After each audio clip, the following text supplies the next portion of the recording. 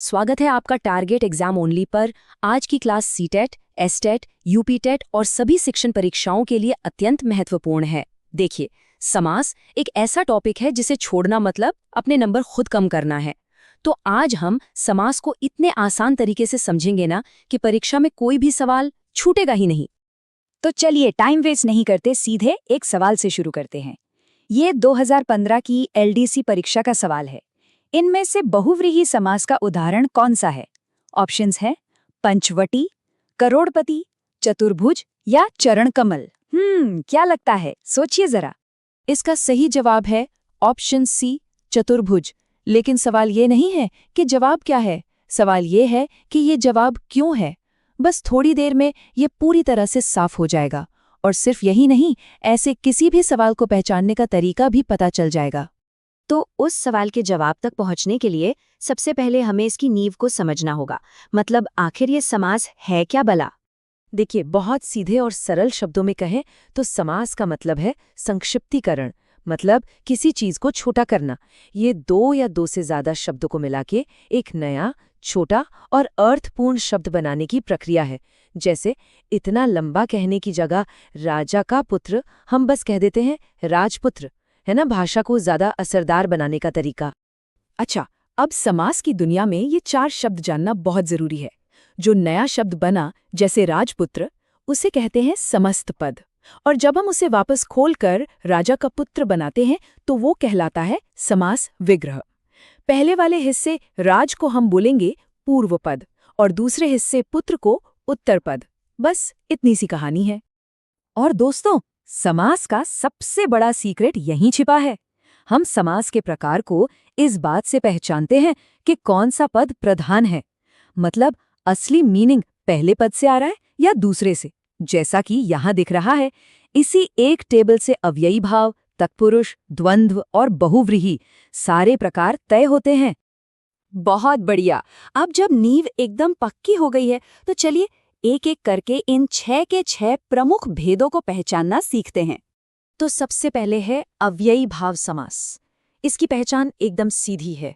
पहला पद यानी हमारा पूर्व पद वही मेन होता है, वही प्रधान होता है। और ये पहला पद ज्यादातर कोई उपसर्ग या अव्यय होता है। अव्यय मतलब एक ऐसा शब्द जिसका रूप कभी नहीं बदलता। उदाहरण के लिए, आजीवन में जो आ है वही पूरे शब्द का मतलब जीवन भर बना रहा है। यथाशक्ति में यथा का मतलब है शक्ति के अनुसार। इसी तरह रातों रात और प्रतिदिन में भी पहला पद ही असली मतलब को कंट्रोल कर रहा है। अब आते हैं तत्पुरुष समास पर। यहाँ कहानी एकदम उल्टी है। इसमें दूसरा पद यानी उत्तर पद वो प्रधान होता है। और इसकी सबसे बड़ी पहचान, जब शब्द जुड़ते हैं तो उनके बीच के जो कारक चिन्ह होते हैं, जैसे का, के, लिए, से, वो सब गायब हो जाते हैं। देखिए, राजपुत्र असल में क्या है? राजा का पुत्र, तो का गायब हो गया। रसोई घर क्या है? रसोई के लिए घर, यहाँ से के लिए गायब है। आप बीती में अपने पर बीती हुई से पर का लोप हो गया। और ध्यान दीजिए, यहाँ मुख्य अर्थ दूसरे पद से आ रहा है, पुत्र, घर और बीती हुई बात। तीसरा है कर्मधारय समास।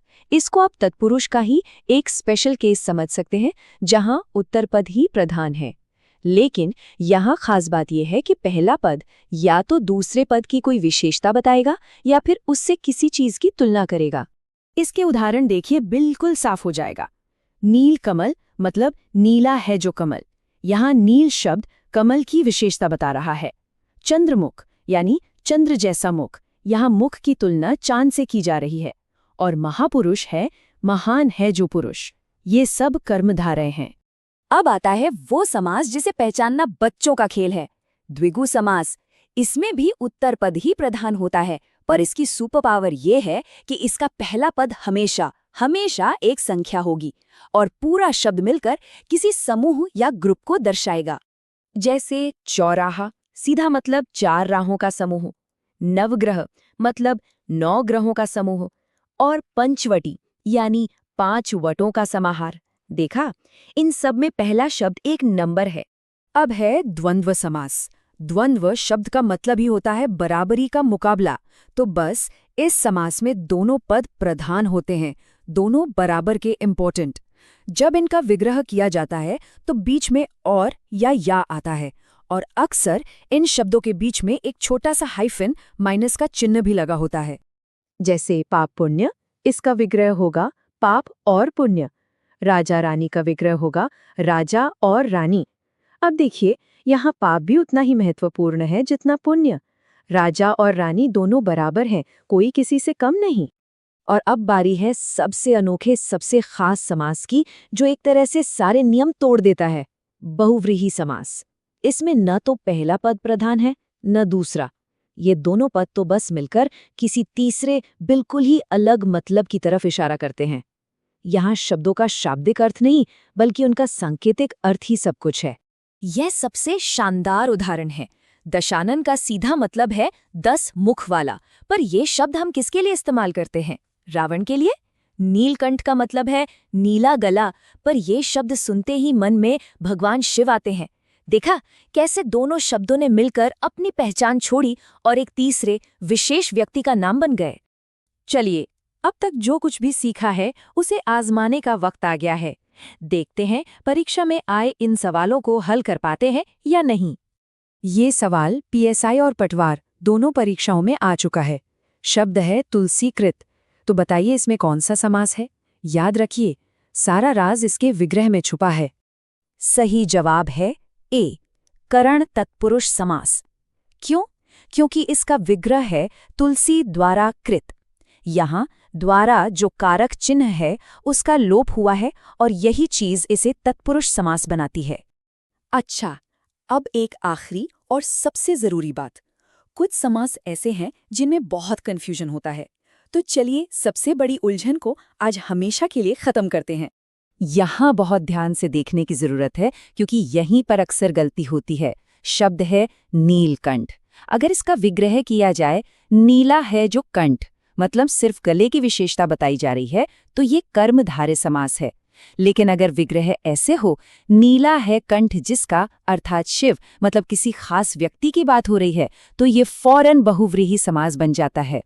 तो आज की सबसे बड़ी सीख क्या निकली? ये कि किसी शब्द का समास उसका रूप नहीं, बल्कि उसका विग्रह तय करता है। यही मास्टर की है। तो अगली बार जब कोई मुश्किल सामासिक शब्द सामने आए, तो सबसे पहला कदम क्या होना चाहिए? बिल्कुल सही, उसका सही विग्रह करना।